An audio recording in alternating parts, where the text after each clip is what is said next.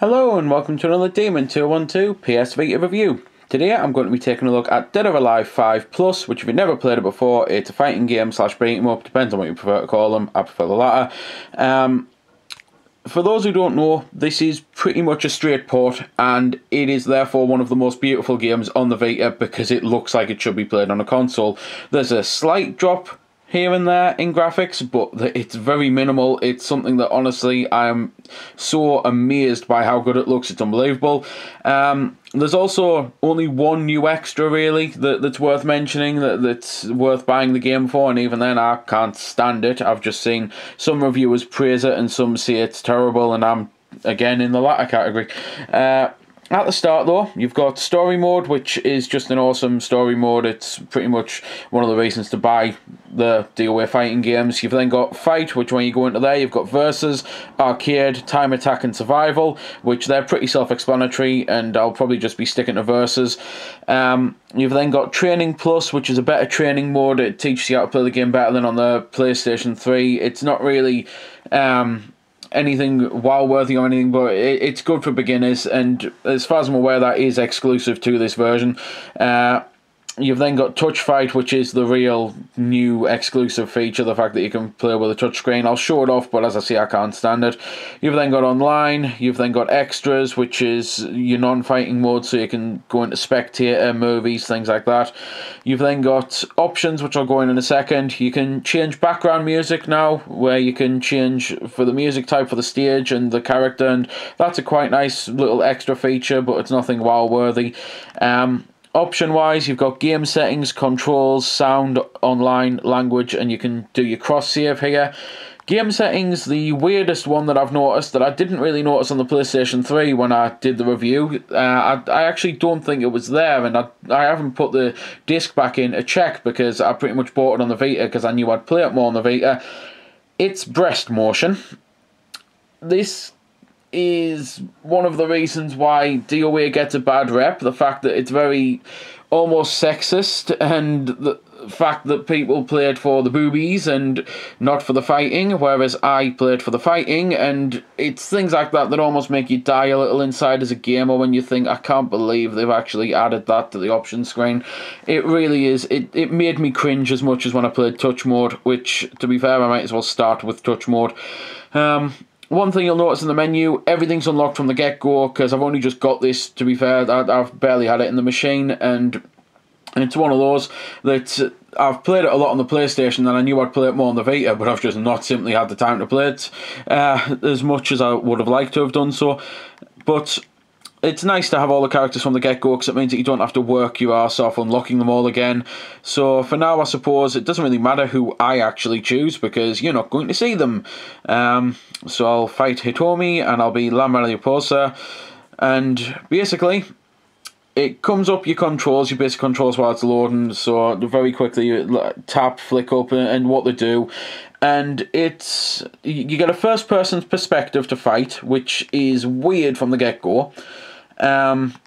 And you just basically tap the screen and try and fight and hope you don't get countered, and you have to try and counter and try and guard, and it's just terrible. It really is. It's gimmicky, it's not very polished, it's something that I honestly don't see anyone actually wanting to play the game properly would use it. It's not something I think would go into a competitive fighting league. It's just, it really is awful. One of the only things that can be said about it, if you want and if you're struggling, you can play it vertically, but that's about it. It's a terrible mode, it really is. So let's exit out and let's go into the verses and just basically mention why I like this as a fighting game. If you've actually seen my PS3 review of the game, then I'm pretty much not going to say anything different to what I said, because it's not a different game. It's, as I say, a perfect port, and I absolutely love it for that. It really is fantastic when you can... I know I'm skipping ahead and skipping words here, but this is pretty much why I wanted a Vita, because it is so fantastic when you can play it on your TV and you get the exact same experience in your hands.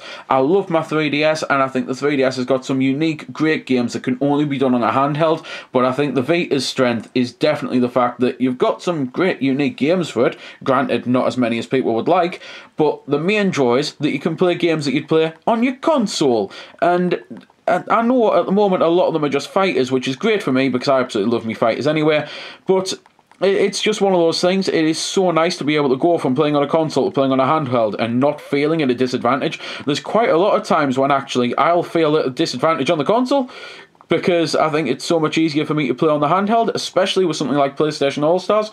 I don't know anyone out there who disagrees with me, and this will be where I get a load of comments, but the Platinum for All-Stars was easier to get on the Vita. I've spoke to so many people and they all say the same thing. It's just so much easier to get the Platinum on the Vita and no one can explain why. But I got it a hell of a lot sooner on my Vita and it took me a little bit more work to do it on the PlayStation, and it's just mental. With this though, granted I'm getting me butt whooped now, but that's mainly because I can't even see the right side of the screen. There's glare coming from the camera lens or something and I'm struggling to actually see the screen, but I'll get down to the basics of it for those who don't know. It's a fighting game where you've got your punches, your kicks, your grabs and your counters. You can counter high, low and medium, and it's all about the counters really. You've got to learn to counter because they will save your arse, they really will, and it's the type of thing you'll see the computer doing it all the time when you're versing them, and you'll see people do it when you're versing them as well, and they're just so devastating. Sometimes there'll be a counter that'll take far too much energy that you'll think it should take, and you'll just be a hell of a lot better learning the counters. And it's not the type of game that you'll want to just constantly defend. I don't think anyone out there will play the game and just sit back and just wait for the other person to attack, but it adds so much strategy to it, the fact that you can rely on defense as much as you can offense, which for a fighting game, how many times can you rely on defense, you know? It's a nice little thing. It really does add a lot more strategy into it. Combo-wise, the game feels very fluid and pretty much perfect. I love playing it. It's just as good on the Vita as it is on the PS3. Some people complain about the small buttons and the small analog knobs, but again, I actually prefer them for certain things, and this is one of those certain things. Gameplay wise though, you've seen the character select screen, how many characters you've got. I forget at this moment in time, I'd have to go back to the menu and count them, but it's one of those, you get a nice variety of characters. The balancing I think works well. There's a couple characters I'm not too good at, so I personally can't stand playing as them, one of which is the new character, one of the new characters to the series. There's some stages on the game that just look jaw-droppingly amazing and they're great to fight on, and it's just a great fighter. If you've never played it before, this is personally I think the version to get. Obviously if you've got the PS3 and you've only got the PS3, then definitely get it because it's a great game no matter what. But if you've got a choice between the two, I strongly say get this one. I really do think it's a better version of the game. But anyway, just quickly counting, so you've got 8 there, then you've got another 6, then you've got another 8 there, then you've got 2 there. So obviously that's 24, unless I've done very bad quick math.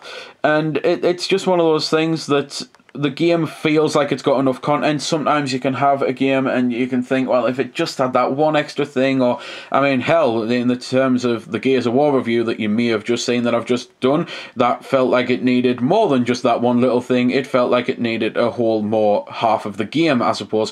Whereas with this, I think it's got just the right amount of content. It's got enough to keep it a tight, balanced cast. There's a lot of people who prefer fighters with like 50, 60 characters, like, for example, the Tekken series. I personally prefer them with smaller. I think that once you start going above 25 to 30 characters, the balancing gets a nightmare, the gameplay gets poor because some characters suffer whereas others excel, and it's just one of those. It's why I like the Dead or Alive series. I think they're probably at the perfect amount of cast that they've got now, and stage-wise, you've got some great variety. You've got interactive style stages where you can like kick them down the side of mountains and stuff, and it's just your usual Dead or Alive style fighting game, really. If you've never played it yet and you've heard bad things, I don't know what those bad things could be, because personally I think it's probably my favourite D.O.A. I know it's the newest, but I really do like everything they've done with the game.